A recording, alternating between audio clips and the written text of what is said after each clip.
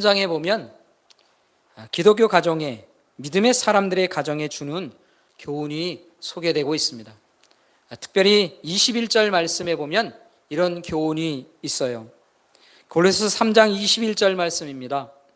아비들아 너희 자녀를 노엽게 하지 말지니 낙심할까 함이라 라고 하는 말씀입니다. 여러분, 어떤 때에 자녀들이 노여움을 갖게 될까요? 어떤 때에 자녀들은 마음속에 노여움을 품게 될까 하는 것입니다. 여러 가지 요인들이 있겠지만 가장 대표적인 것이 있다면 그것은 바로 자녀들이 억울함을 느낄 때입니다. 억울함을 느끼는 것. 여러분, 억울함이라고 하는 것이 무엇입니까? 이것을 사전적인 의미로 살펴보면 이런 거예요. 아무 잘못 없이 벌을 받거나 범죄자 취급을 당하여서 분하고 답답한 마음이 들 때, 이게 억울한 일입니다. 자신이 아무 잘못이 없는데도 괜히 꾸중을 듣습니다. 자신이 아무 잘못이 없는데도 처벌을 받을 때, 억울할 때, 이게 바로 참 억울해지는 그런 상황이라는 것이죠. 이런 억울함이 자녀들에게 있을 때에 자녀들 마음속에 노여움이 쌓여가기 시작하는 거예요.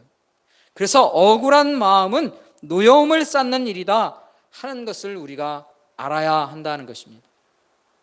때로 뉴스에서 보면요, 억울하게 감옥살이를 했던 사람들의 이야기가 들려집니다. 죄수가 이 억울한 마음을 다시 재심을 통해서 법원에 판결을 원하고, 그리고는 재심을 통해서 누명을 벗고 무죄를 선고받는 그런 이야기들이 우리가 듣게 된다는 것이죠.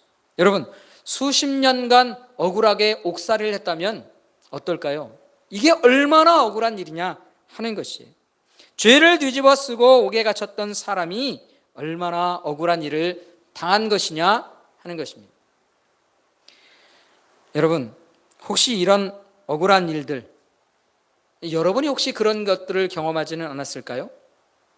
물론 법적으로 문제가 아니라 내가 누구와 어떤 사람들과 어떤 환경 속에 살 때에 참으로 내가 억울한 마음을 가졌던 그런 때가 있었는가 하는 것이죠. 이런 억울한 일과 관련되어서 대표적으로 성경에 나오는 인물이 있습니다. 바로 요셉입니다. 요셉은 참 억울한 일을 당했습니다. 자신이 잘못한 일이 아닌데도 불구하고 애매히 고난과 핍박과 여러 가지 어려움 속에 살았던 사람이다 하는 것이죠.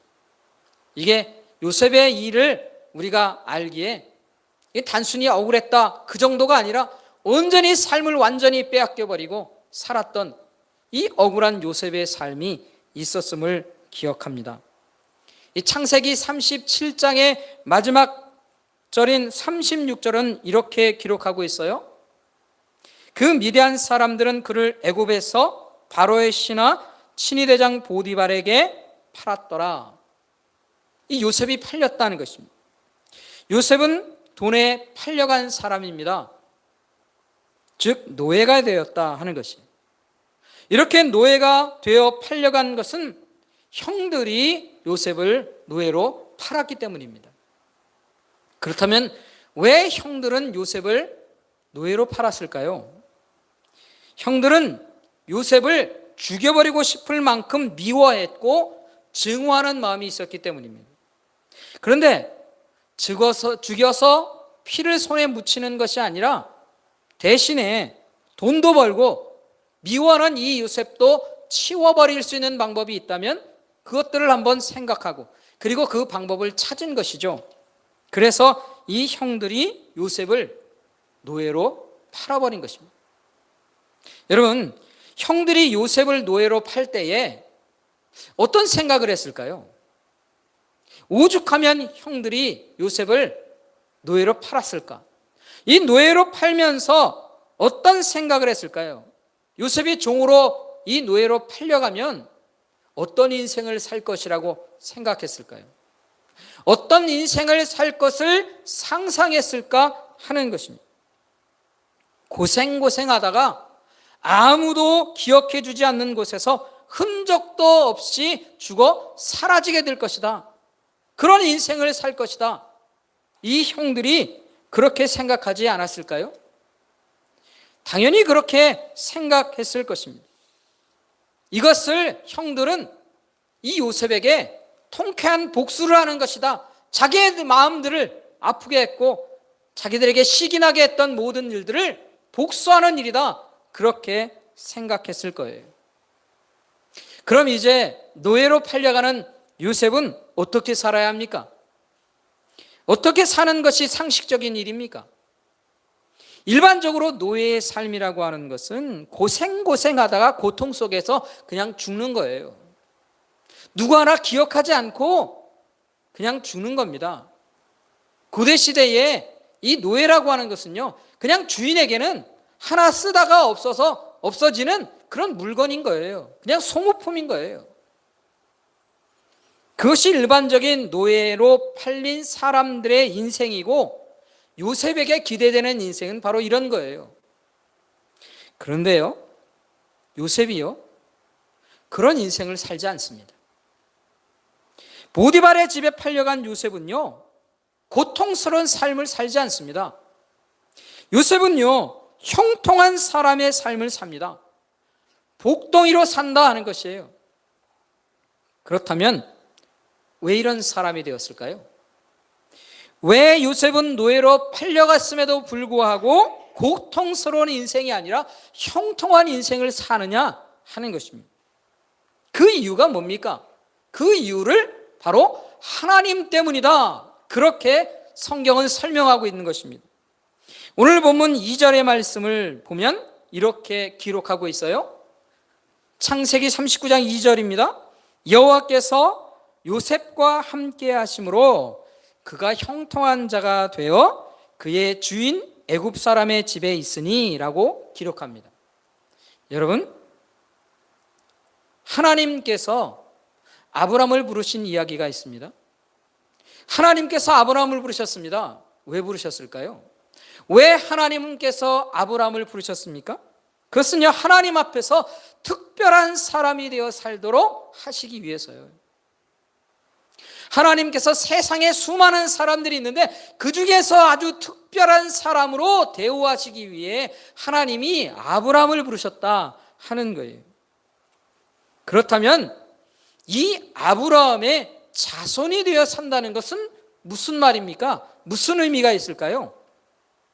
하나님께서 아브라함의 자손이 되어 산다라고 하는 것은요, 하나님 앞에서 아브라함의 자손은 바로 아브라함과 똑같이 은혜를 입혀주시는 그런 인생을 살게 하신다 하는 의미가 담겨 있는 거예요. 그게 아브라함의 자손의 의미입니다. 그래서 아브라함의 아들인 이삭이 어떻게 삽니까? 하나님의 특별한 은혜를 입고 삽니다. 그의 손자인 야곱은 어떻게 삽니까? 그 야곱도 하나님의 특별한 은혜를 입고 삽니다. 그러면 그 요셉이 아브라함의 손자인데 이 손자는 어떻게 삽니까? 마찬가지죠. 이 증손자도 그렇게 은혜 입고 사는 거예요. 그래서 하나님의 특별한 은혜를 입고 삽니다. 형통한 자로 사는 거예요. 여기에 더해서 다른 사람에게 복을 전해주는 그런 사람이 됩니다. 한마디로 복동이 되어 산다 하는 것이에요. 왜 그래요? 하나님께서 부르신 아브라함의 자손이기 때문에 그렇다는 거예요. 이 요셉이 이렇게 사는 이유는 바로 여기에 있는 거예요. 그래서 오늘 본문 3절과 5절의 말씀은 이렇게 기록하고 있습니다. 요셉의 삶이 이렇다는 거예요. 3절 말씀, 그의 주인이 여호와께서 그와 함께 하심을 보며 또 여호와께서 그의 범사에 형통하게 하심을 보았더라. 5절 말씀 또 읽습니다. 그가 요셉에게 자기의 집과 그의 모든 소유물을 주관하게 한 때부터 여호와께서 요셉을 위하여 그 애굽 사람의 집에 복을 내리심으로 여호와의 복이 그의 집과 밭에 있는 모든 소유에 미친지라. 여러분, 보디발의 집에 요셉이 있습니다. 보디발이 요셉을 소유하고 있는 거예요. 요셉의 주인이 보디발입니다. 근데 여러분, 이 보디발을 한번 생각해 보십시오. 자신이 주인인데도 불구하고 자신이 이룰 수 없는 일들을 요셉을 통해서 얻게 됩니다. 그러니까 자신의 번성이라고 하는 것이 내가 이루는 것이 아니라 요셉을 통해서 자신이 이루고 있다 하는 것이. 그래서 요셉에게 맡깁니다. 한마디로 요셉 앞에 두 손 두 발 다 들고 내가 하는 것보다 네가 하는 게 더 낫다. 요셉에게 다 맡기고 산다 하는 거예요. 여러분, 누가 이 보디발의 집에서 주권자로 살고 있습니까? 누가 주권자 같이 여겨주세요. 보디발이 주인인 것 같지만 실제로는 요셉이 주권자가 되어 있어요. 요셉이 왜 주권자가 되어 살고 있습니까? 하나님께서 이 요셉을 통해서 이 집의 주권자이신 것을 나타나시기 때문에 그런 거예요. 하나님이 주권자 되셔서 하나님이 주시는 유익, 즉 복과 은혜를 누리며 살게 하셨습니다. 이 요셉을 통해서 하나님이 주신 형통이라고 하는 거예요. 그래서 요셉이 하나님의 형통하심을 힘입어서 요셉을 통해 이 보디발의 집이 형통함을 얻으며 살고 있다 하는 것이에요. 여러분, 이게 바로 형통함의 의미인 거예요. 하나님이 주시는 형통함이다. 그런데 여러분, 어떤 사람들은 이렇게 질문할 수 있어요. 여러분 한번 생각해 보세요. 아니, 보디발의 집만 좋아지는 거 아닙니까? 예? 지금 좋아지는 건 보디발만 좋아지는 거 아니에요. 요셉이 형통합니까? 아니, 요셉이 정말로 형통하다면 노예에서 풀려나야 되는 거 아니에요. 자유자가 되어 살아야 하는 거 아닙니까? 아니, 보디발의 집에서 노예로 살면서 잘 사는데 이게 무슨 형통함이에요? 19절 말씀부터 시작되는 이야기는 뭐냐면요, 요셉이 모함을 받고 옥에 갇혀서 죄인처럼 그렇게 살게 되는 거예요. 감옥에 갇힌다는 거예요. 아니, 요셉이 옥에 갇히고 모함받아 사는 것, 고난당하는 것, 아니 그게 무슨 형통입니까? 네? 아니 곧바로 이런 고난과 어려움 당하지 않고 곧바로 하나님이 애굽의 총리로 세워주셔서 그렇게 나라를 다스리는 사람이 되게 하는 것, 이게 형통함 아니에요? 이게 정말로 요셉이 형통하게 되는 것 아니냐는 것이, 이게 참된 형통 아닙니까? 이렇게 질문할 수 있는 것이죠. 여러분은 어떻게 생각하세요? 예? 이게 지금 요셉이 형통한 것일 수 있을까요? 근데 여러분, 우리가 분명히 깨달아야 하는 것이 있어요. 하나님께서 주시는 형통함이 일반적으로 우리가 생각하기에 그런 우리가 생각하는 형통함과 다른 모습이 되어 우리에게 나타날 수 있다는 것이에요. 왜 그럴까요? 왜 하나님께서는 한 번에 다 이루어 주시는 그런 형통함을 그에게 허락하지 않으시냐? 왜 한 번에 요셉을 그냥 총리로 한 번에 이끄시는 그런 일들을 왜 안 주시냐? 왜 요셉이 억울함도 당하고 고난도 당하게 하시느냐 하는 거예요. 그것에 대해서 성경은 우리에게 말하고 있어요. 뭐냐면 하나님께서 아직 때가 되지 않았기 때문이다. 요셉의 때가 되지 않았기 때문에 하나님께서 그것까지 주시지 않았다는 것이에요. 여러분, 하나님께서 이 요셉의 이야기를 통해 우리에게 분명히 가르쳐 주는 것이 있습니다. 하나님의 백성들이 얻게 되는 형통이라고 하는 게 뭐냐 하는 것이에요. 여러분, 하나님이 주시는 형통함은요, 내가 원하는 대로 내 마음대로 다 이루어 주시는 것, 그게 형통이 아니에요. 하나님의 뜻과 계획 속에서 하나하나 이루어지는 것, 그게 바로 형통이다 하는 것이에요. 여러분, 하나님의 뜻과 계획을 넘어서서 이루어지는 형통은 없는 거예요. 언제나 하나님의 뜻과 하나님의 계획 안에서 우리가 형통을 누리는 거예요. 하나님께서는요, 계획하시고 하나님이 뜻하시는 일을요, 우리의 삶에서 한 단계 한 단계 이루어 가십니다. 하나님께서 한 단계 한 단계 지나가게 하시면서 우리에게 신앙의 경험들을 쌓게 하시는 거예요. 하나님께서 우리가 한 단계 한 단계 신앙의 단계를 거쳐갈 때마다 때로 우리에게 어려움을 주세요. 힘든 일을 겪게 하세요. 때로는 고난 일 당할 수 있고 참으로 참기 힘겨운 그런 어려움을 경험하게 하기도 하십니다. 여러분, 요셉을 한번 생각해 보세요. 요셉이 한 단계 넘어갈 때 얼마나 억울한 일을 당합니까? 형들로부터 팔렸어요. 이 보디발의 집에서 이 보디발의 아내를 통해서 억울한 누명 쓰고 감옥에 갇혔습니다. 그 이후에도 또 억울한 일들을 당하죠.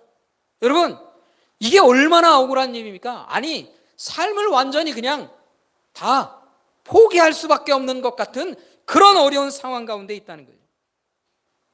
하나님이 주시는 형통함이라고 하는 것은요, 이런 하나님의 계획 속에서 한 단계 한 단계 거쳐가며 하나님이 우리에게 은혜를 주시고 복을 누리게 하시고 그 안에서 유익을 누리게 하시는 거예요.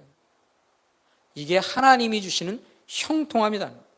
이런 단계를 거쳐가면서 우리의 신앙이 어떻게 됩니까? 성숙해집니다. 성장해 가는 거예요. 그러니까 이처럼 하나님께서 우리를 성장케 하시고 성숙하게 하시는 그런 한 단계 한 단계를 지나가는 것, 이게 하나님의 형통이에요.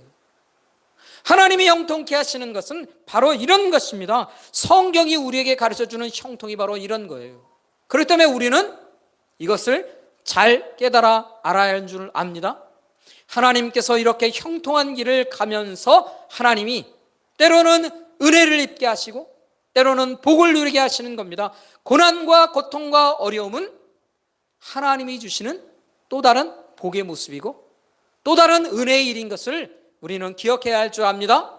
이것을 우리가 믿음으로 고백하며 사는 여러분 될 수 있기를 간절히 소망합니다. 사랑하는 성도 여러분, 하나님께서는 요셉과 함께 하셨어요. 그리고 하나님께서는 그 요셉의 인생을 형통한 인생이 되게 하셨습니다. 왜요? 그가 아브라함의 자손이기 때문에 그런 거예요. 아브라함의 자손이기 때문에 이런 하나님의 특별한 계획 속에서 그를 형통한 길로 인도하셨다 하는 것입니다. 그렇다면 여러분, 우리는 어떻습니까? 우리는 누구입니까? 우리는 요셉과 다른 사람입니까? 요셉은 그 당시에 특별하게 하나님이 사용하신 그런 계획 속에 있는 것이에요. 우리도 똑같이 하나님의 자녀로 살아갑니다. 예수 그리스도를 통해 하나님의 놀라운 은혜를 입고 하나님의 자녀로 살아가는 거예요. 모습은 다를 수 있습니다. 상황은 다를 수 있어요. 그러나 우리는 하나님의 백성으로 특별한 은혜를 입으며 살아가는 사람들입니다. 이것을 믿음으로 고백하시기를 간절히 소망합니다. 우리가 바로 하나님의 은혜를 입고 특별한 사람들이 되어 이 땅에 이 시대에 살아가고 있는 것입니다. 내 자신을 분명히 하시기 바랍니다. 내가 하나님의 특별한 은혜와 복을 누리며 사는 사람입니다. 다시 말하면 하나님의 형통함을 인하여 살아가는 사람들이다 하는 것이죠. 자, 그렇다면 여기서 한 가지 우리가 질문을 하게 되는 게 있어요.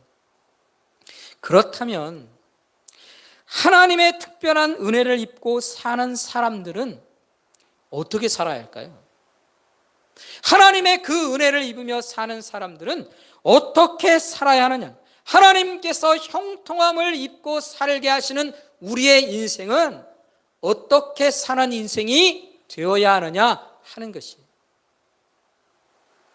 어떻게 사는 것이 올바른 것인가? 우리는 이 요셉의 이야기를 통해 그것을 알아야 합니다. 하나님께서 왜 요셉의 이야기를 오늘 우리에게 읽게 하십니까? 이 요셉의 이야기 속에서 이 요셉을 통해 하나님이 어떤 분이심을 알게 하고 그 하나님의 은혜로우심을 입은 사람들은 어떻게 살아가야 하는지를 오늘 우리에게 교훈하시는 거예요. 그렇다면 이 요셉에게 보여준, 이 요셉을 통해 보여준 하나님의 은혜를 입고 살아가는 삶의 태도, 그게 뭔가 하는 것을 우리는 살펴봐야 합니다. 두 가지를 우리 생각하려고 합니다. 첫 번째, 우리가 하나님의 은혜를 입고 살면서 우리는 어떻게 살아야 하는가? 첫 번째, 하나님 앞에서 살려고 해야 한다 하는 것입니다. 여러분, 우리가 하나님 앞에 살려고 한다, 이게 무슨 말입니까? 하나님 앞에 산다는 게 뭔 말이에요? 바로 하나님이 내 앞에 계신 것을 기억하며 사는 것을 말하는 것입니다. 하나님께서 내 눈에 보이십니까? 하나님을 볼 수 없습니다. 어떤 사람도, 세상의 어떤 사람도 눈으로 하나님을 볼 수는 없어요.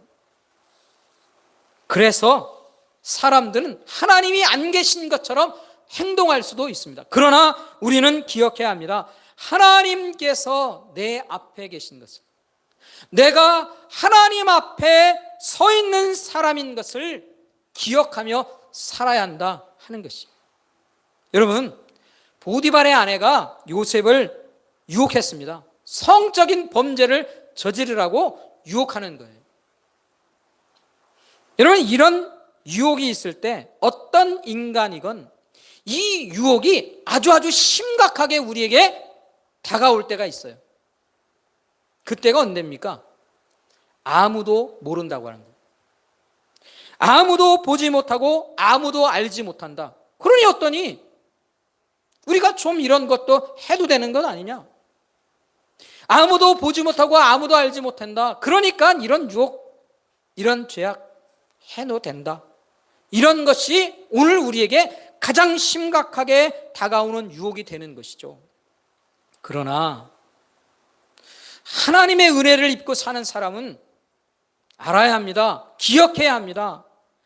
이런 유혹에 흔들리지 않기 위해 우리가 분명히 기억해야 하는 것이 있죠. 바로 내가 하나님 앞에 서 있는 사람이란, 하나님이 내 앞에 계시다라고 하는 것이. 하나님의 은혜를 입은 사람이라면요, 이것을 분명히 기억해야 해요. 내 눈앞에 하나님이 계시다는 거예요. 아무도 보지 못하는 때에도 나는 하나님 앞에 서 있는 사람입니다. 아무도 보지 못하지만 하나님은 나를 보고 계십니다. 이것을 우리는 기억해야 하는 것입니다. 이것을 기억하고 나를 보고 계신 그 하나님 앞에서 나는 언제나 순결함을 지키며 살아야 합니다. 내가 하나님 앞에 순결함을 지키며 살아야 하는 인생입니다. 왜요? 나는 하나님의 특별한 은혜를 입고 사는 사람이기 때문입니다. 여러분, 이것이 바로 우리가 기억하며 살아야 하는 것이에요. 우리가 살아야 하는 삶은 바로 여기에 있는 것이에요. 그래서 하나님이 오늘 우리에게 특별한 은혜를 입혀주시며 우리를 이곳으로 인도하신 것입니다. 사랑하는 성도 여러분, 우리가 하나님 앞에 살려고 하는 사람들이 되길 바랍니다. 하나님 앞에서, 내가 하나님 앞에 서 있는 자에게 언제나 순결함을 지키며 살아야 하는 것을 오늘 기억하고 살아가는 우리가 될 수 있기를 간절히 소원합니다. 두 번째로 하나님의 은혜 입고 사는 사람은 이렇게 살려가야 됩니다. 바로 존귀함을 지키며 살려야 한다 하는 것이. 여러분, 요셉은요, 하나님께서 주시는 형통함을 누리며 사는 사람이었습니다. 이것을 다른 말로 하면 하나님께로부터 특별한 대우를 입고 사는 것이다 하는 것이에요. 이렇게 특별한 은혜를 누리며 사는 사람. 그런데요, 안타까운 것은 우리가 하나님의 특별한 은혜를, 하나님 앞에 특별한 대우를 받고 이 땅을 사는데도 불구하고 우리에게 죄의 유혹은 찾아오게 된다는 것이. 우리에게 분명히 우리를 넘어뜨리려고 하고 우리를 쓰러뜨리려고 하는 그런 죄의 유혹들이 분명히 찾아오게 된다 하는 것이. 특별함을 가진 사람들은요, 더 심각한 유혹 속에 빠질 수도 있어요. 내가 특별하다고 하는 것 때문에 그런 것이에요. 내가 특별하다고 하는 그 생각 때문에 우리는 더 쉽게 유혹에 빠질 수도 있게 된다 하는 것이. 9절 말씀에 보면 이 요셉도 특별한 환경 가운데 있었던 것을 보게 됩니다. 9절 말씀 우리 같이 한번 함께 읽어볼까요? 오늘 본문 9절 말씀 함께 한번 읽어보겠습니다. 함께 합니다. 이 집에서 나보다 큰 이가 없으며 주인이 아무것도 내게 금하지 아니하였어도 금한 것은 당신뿐이니 당신은 그의 아내임이라. 그런즉 내가 어찌 이 큰 악을 행하여 하나님께 죄를 지으리까. 여기서 보면 이 보디발의 집에서 요셉은 아주 특별한 사람이었다는 것을 보게 됩니다. 다른 어떤 사람들보다도 더 높은 곳에 있는 것처럼 보여지죠. 그러나 하나님의 은혜를 입고 사는 사람들은 꼭 기억해야 하는 것이 있어요. 그것은 무엇인가 하면 아무리 사람들 위에 내가 서 있다 할지라도 나는 언제나 하나님 아래에 있다 하는 것이. 세상 사람들보다 높은 곳에 다른 어떤 사람들보다 비교되어 내가 높은 곳에 있다 할지라도 나는 언제나 하나님 아래에 있는 사람이에요. 그것을 우리는 기억하며 살아야 합니다. 하나님 아래에 있다 하기 때문에 우리가 어떤 삶의 태도가 있어야 합니까? 바로 하나님이 정해 주신 그 선을 넘어서서는 안 된다는 거예요. 이 여인이 지금 무엇에 대해서 유혹하고 있습니까? 이 요셉에게요, 선을 넘으라는 거예요. 선을 넘으라는 것. 그러나 요셉은 분명히 말합니다. 나는 하나님 앞에서 일을 할 수 없다는 거예요. 하나님 아래에 있기 때문에, 하나님이 정해주신 그 선이 있기 때문에 나는 그 선을 넘어가지 않겠다 하는 것입니다. 여러분, 우리가 하나님이 정해주신 그 선을 넘어서는 것, 그것을 성경이 뭐라고 말하는 줄 아세요? 그게 죄악이에요, 죄악. 하나님이 정해놓으신 그 삶의 길을 벗어나 다른 길로 가려고 하는 것, 그게 죄악입니다. 하나님이 정해놓으신 선을 넘어가는 거예요. 이 선을 넘은 것이 죄를 범하는 일일 때 우리는 존귀함을 잃어버리는 거예요. 여러분, 아담을 한번 생각해 보세요. 하나님이 그를 얼마나 사랑하셨습니까? 태초에 그를 지으시고 얼마나 기뻐하셨느냐 하는 것이에요. 그런데 그가 하나님이 정해놓으신 그 선을 넘어갔습니다. 존귀함을 잃어버렸어요. 인간들이 바로 그런 인생이 된 거예요. 그러나 우리는 하나님의 특별한 은혜를 입고 사는 사람들은 언제나 이 선을 지키는 것이 중요함을 알아야 합니다. 그 선을 지킬 때 우리는 존귀함을 지키며 사는 것이. 하나님께서는 우리에게 존귀함을 지키며 사는 영혼들이 되기를 원하시는 겁니다. 여러분, 하나님의 은혜를 입은 사람은요, 이 존귀함을 지키며 살 줄 알아야 하는 것이에요. 자, 그런데 여러분, 우리가 존귀함을 지키며 사는 방법 한 가지를 오늘 본문에서 우리가 배우게 됩니다. 그 방법이 뭘까요? 우리가 존귀함을 지키며 살 수 있는 방법이 있어요. 그게 뭘까요? 바로 복덩이로 사는 거예요. 하나님께서 은혜를 입혀주셔서 우리는 이 땅에 복덩이가 되게 하셔서 우리가 사는 거예요. 아브라함을 왜 부르셨어요, 여러분? 하나님께서 아브라함을 부르실 때 너를 통해 천하 만민이 복을 얻게 될 것이다, 그렇게 말했습니다. 그 복을 얻는 방법은 예수 그리스도를 통해서 우리가 얻게 되는 놀라운 구원의 은혜이죠. 그 은혜 가운데 우리는 삽니다. 뿐만 아니라 우리를 통해 하나님이 특별한 은혜들로, 하늘의 복과 은혜들로 우리를 살게 하셔요. 우리가 복덩이로 사는 겁니다. 그런데 여러분, 우리가 복덩이로 산다고 하는 것은요, 복덩이는 어떻게 사는 겁니까? 내복, 그것만 챙기며 사는 게 복덩이인 줄 아세요? 절코 그렇지 않습니다. 복덩이로 사는 사람은요, 나를 높이기 위해 내 것만을 채우기 위해 사는 게 아니에요. 정말로 복덩이는요, 내 복이 다른 사람에게 흘러가도록 하는 거예요. 그게 참된 복덩이입니다. 그래서 참된 복덩이로 사는 사람은요, 나의 복만을 생각하고 내 것만을 추구하며 사는 게 아니에요. 어떻게 하면 나를 통해 다른 사람들이 하나님의 복을 누리며 살 수 있을까? 어떻게 하면 나를 통해 하나님의 복이 흘러가게 할 수 있을까? 그거 고민하며 사는 거예요. 그게 복덩이로 사는 거예요. 그런 사람들이 하나님께서 정해놓으신 선을 넘어가겠어요? 존귀함을 잃어버리며 살겠느냐는 것이. 사랑하는 성도 여러분, 오늘 우리가 이 말씀을 마음속에 새기며 살아갈 수 있기를 간절히 소원합니다. 오늘 우리는 하늘의 신령한 복을 누리며 사는 사람입니다. 하나님께서 우리를 그렇게 특별하게 살게 하셨어요. 예수 그리스도 안에 우리를 살게 하시면서 하늘의 복으로 채워지는 인생, 하나님의 은혜로 사는 인생들이 되게 하셨습니다. 그리고 우리는 하늘의 소망을 두고 사는 사람들이에요. 특별한 사람들로 산다는 것이, 우리는 언제나 이런 하나님의 특별한 은혜를 입고 사는 사람으로 살면서 늘 기억하며 살아야 합니다. 내가 늘 하나님 앞에서 이 은혜를 입고 살면서 순결함을 지키며 살아야 하는 영혼이다. 내가 존귀함으로 사는 영혼이 되어야 한다. 그러하기 위해 오늘도 나는 하나님 앞에 사는 영혼인 것을 기억하시기 바랍니다. 내가 하나님 앞에 서 있는 사람입니다. 나는 복동이로 사는 영혼이 되어야 합니다. 내가 다른 사람들에게 하나님의 복을 나누어 주는 영혼이 되어야 합니다. 그런 사람이 되어 하나님 앞에 존귀함으로 살아가는 그런 인생을 사는 저와 여러분이 될 수 있기를 간절히 소원합니다. 오늘 하나님께서 오늘 우리에게 이 말씀을 주시면서 오늘 우리를 그렇게 살게 하세요.